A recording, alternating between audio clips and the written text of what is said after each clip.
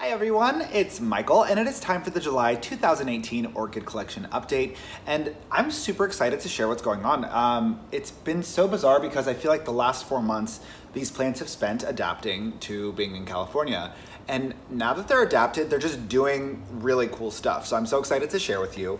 Of course, let's do our housekeeping. I'm not gonna show you where the plants are because again, they continue to change. Once that's all solidified and locked in, I will show you. But I do wanna tell you I am still continuing to use tap water. I am flushing every 2 weeks and it's going fantastic. I am seeing a huge resolution in that white buildup, so that's wonderful. I am also back to using distilled water, so I haven't invested in doing any kind of reverse osmosis or anything that you guys have so generously suggested to me. I'm just not home enough to actually oversee having something installed or reach out to somebody. So that's just kind of where I'm at, but thank you so much for that insight. I'm definitely gonna move forward with that. I just can't right now. Also, I have made a big change. And if you've been watching me for a while, you know how resistant I have been to using any kind of organic medium with these plants. But I have actually started to use some sphagnum moss. Now, I'll link the video below, but I talked a while back about how I was using sphagnum moss to try to generate more humidity, and it just wasn't working for me. It wasn't working in the Colorado market. I was also really concerned that it would eventually decompose, as it tends to do, and clog up the leca so it wouldn't be able to breathe. But that was all just in theory. That was just me thinking about the possibility of what would happen over time. So I'm actually kind of wanting to see what it will do if I just leave it. So the plants I'm doing it with are actually my Meltoniopsis. I'm doing it with my Nellie Eiler. I'm doing it with my Mediocalcar. I'm doing it with my Dig Armoara. So a lot of the plants that have been struggling since this transition to California are the ones that I am attempting this with. So I'm hoping that what that will do is generate a little bit more humidity for them, but also it's completely eliminating the dry line. It is helping them stay cool because that sphagnum moss stays cold, and those, specifically the Meltoniopsis and the Nellie Eiler, they both need those kind of cool temperatures. And it makes things so much easier to flush. So when I run water through it and then I tip it, I don't have to cup the entire container with my hand claw thing that I do to ensure that the leca doesn't come spilling out. With that layer of sphagnum moss on top, even if it's just a little bit, I can just tilt it over and nothing comes tumbling out. So there's a lot of reasons for me to be attempting this, which is why I'm doing it. And I think that's pretty much it, you guys. Let's go ahead and jump in and start talking through some of these plants. All right, you guys, so you know the drill. I'm only going to be showcasing plants that something new or interesting is happening with. So we'll start with number 8. And the interesting thing here about number 8 is look at that new growth right there. Isn't it crazy how quickly that's come in? This just stopped blooming like a month and a half ago, and it's already thrown up a very, very large new growth. So this one is becoming quite a reliable grower, and I think will be quite a reliable bloomer. So now we'll move on to number 9. This is the Keiki from my mom. Once again, I did some serious damage to this at the early stages of owning it. And look at its will to live, you guys. It put out a new leaf, now it's putting out new roots. So I don't know what's gonna happen with this, but this is all very positive. On to number 12. This one is kind of interesting. So this is my Oxalotary Prince Phalaenopsis.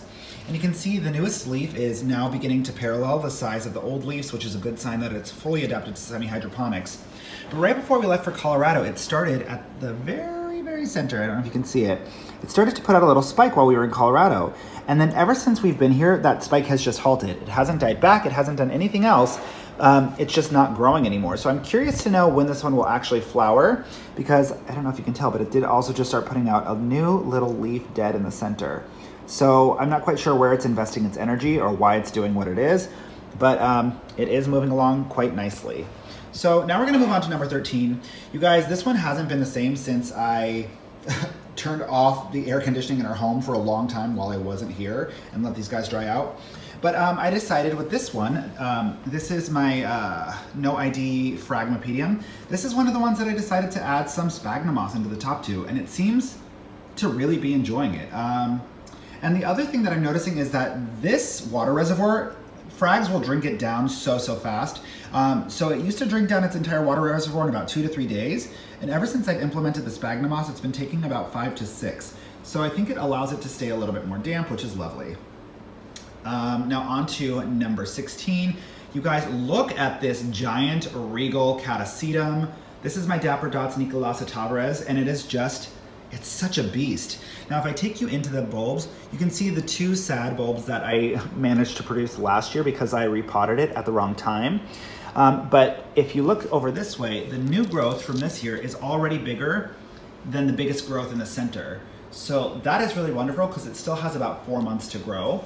If anybody has any insight into this, I am thinking about adding a little bit of slow release fertilizer. I already did it once. I'll link the video below where I showed how and why I did that. But because the slow release fertilizer only lasts for 4 months, I do believe that it's used up everything I've already placed. And since it still has about 4 months to grow, I think I might want to reincorporate some more and see how much that impacts this plant. So that's number 16. Now on to number 18, you guys. This is my Zygopetalum. It's got 2 leaves left. I just don't know what to do. This was doing so awesome in Colorado, and then with the move, it just like took a huge beating. So I think what I'm actually going to do is use the sphagnum moss layer on top, and that's because there are these new little growths that are coming out from where the old new growths that rotted away were. I know that sounds weird, but I'm thinking that maybe, just maybe, if I provide the sufficient amount of humidity, it might just be able to root from those new growths just like it did when it was in Colorado. So that is what's going on with number 18. On to number 19, you guys, this is a triumph. Oh, I'm so excited. This is my Bulbophyllum Fascinator, and no, your eyes do not deceive you. That is an adorable little flower spike. Now you can imagine why I'm so confused. I got number 19 and number 20 at the exact same time. This plant has done nothing for almost 2 years. It hasn't put out a new growth, it hasn't shown new roots, it hasn't shown anything. So I was certain that the Bulbophyllum Ambrosia would be the first to bloom, and it is classic orchid fashion that it totally just flipped my expectations upside down and gave me a flower spike.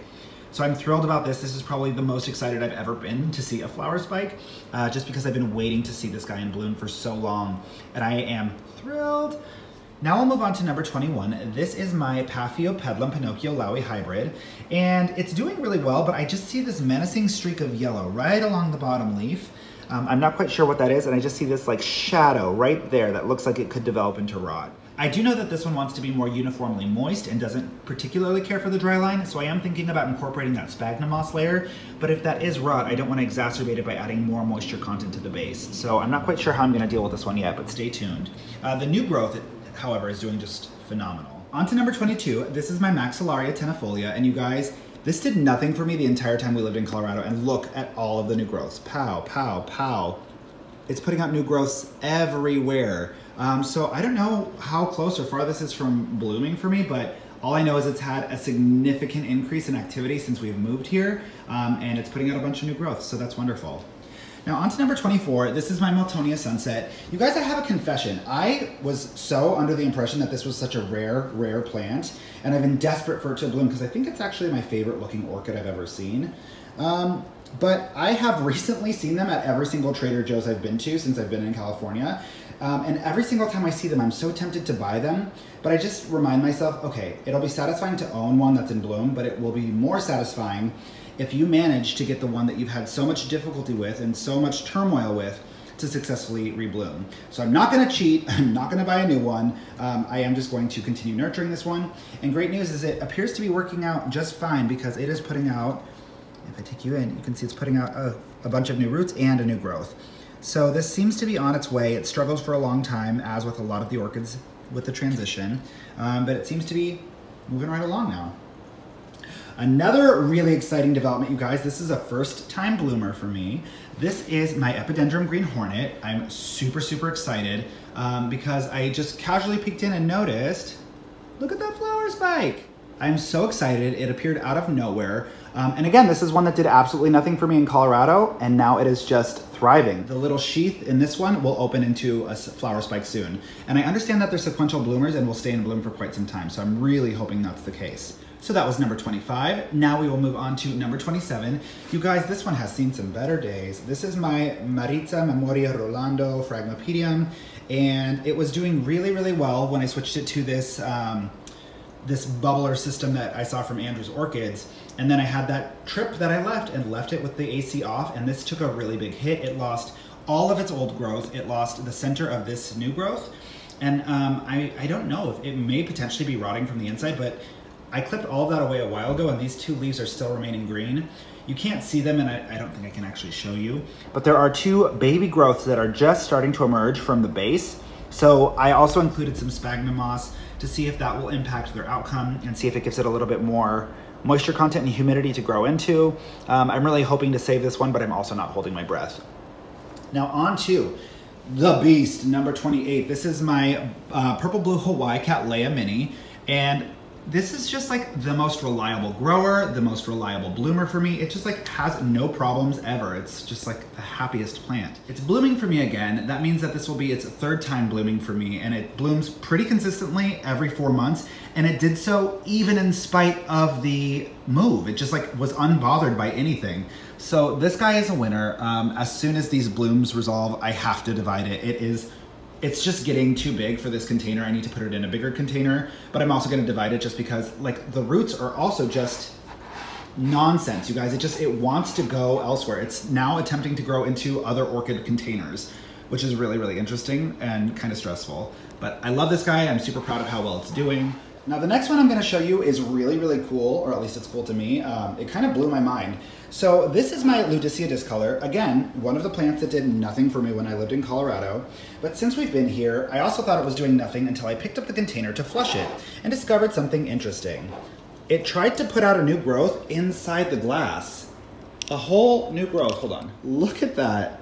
It's a fully realized new growth within the container. And I was like, well, what are you doing in there, girl? You should go somewhere else. And it's funny because it did. As soon as that growth within the container started, it started to put out this guy right at the base on the top.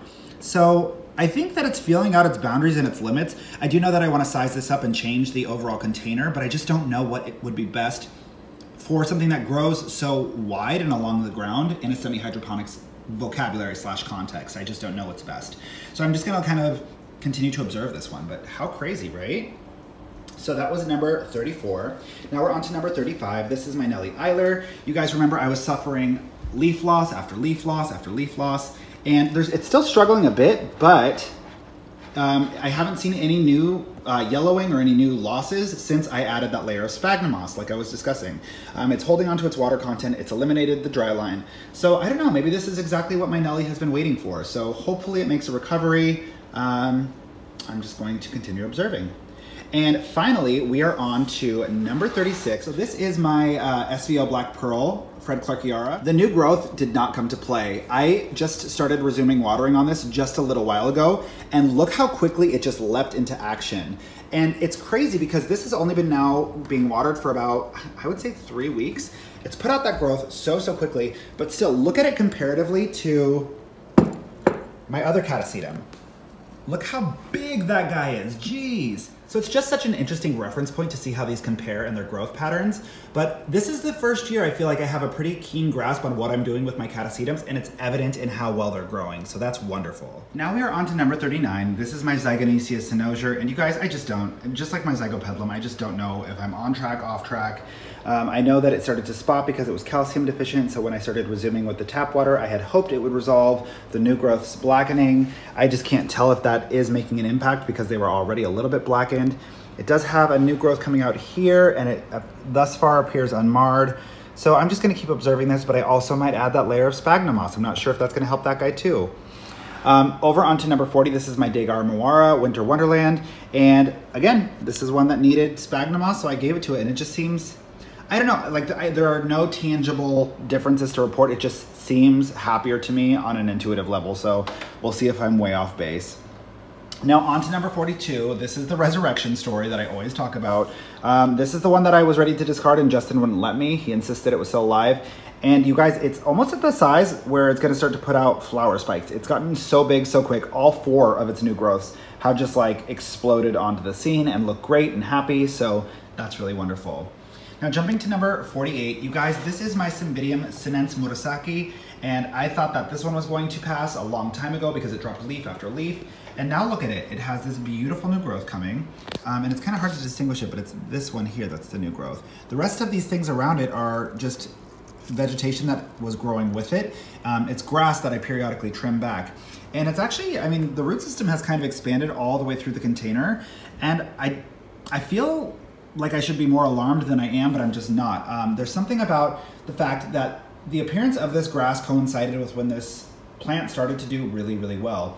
And again, I might do a theory video or something, but I can't help but feel like all of these plants and all of these other life forms, like algae, like this grass, like moss that periodically comes in with things, people are always panicked and they say, oh, that's going to compete with the orchid for nutrients. But orchids are such low feeding plants that I just feel like the presence of another plant like this, I don't know if it's parasitic so much as I think it's symbiotic. I just feel like it's doing better because it's there, and it's, you know, whatever excess nutrient solution exists in the container, this grass is consuming it, and I just feel like it's doing really well because of that. And I don't know if you guys can see, do you see that like white blob? It's putting out a giant new root. Hold on, let me see if I can get in there. All right, you guys see that? Look how juicy and fat that new root is.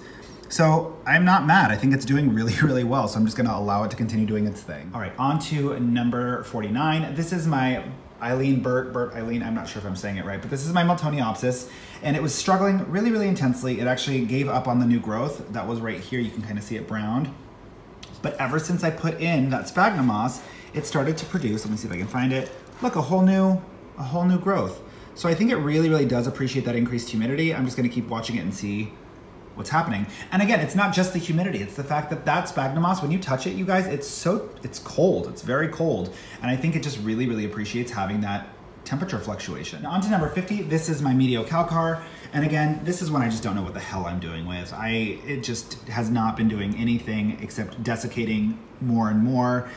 It's not losing any leaves, it's not turning yellow. So I just felt like I needed to change things up, so I added that layer of sphagnum moss on this guy as well, and we will see how that goes. Now, the last one I'm going to show you is number 51. These are my wedding day Phalaenopsis. But the interesting thing here is that these guys are not enduring any root rot.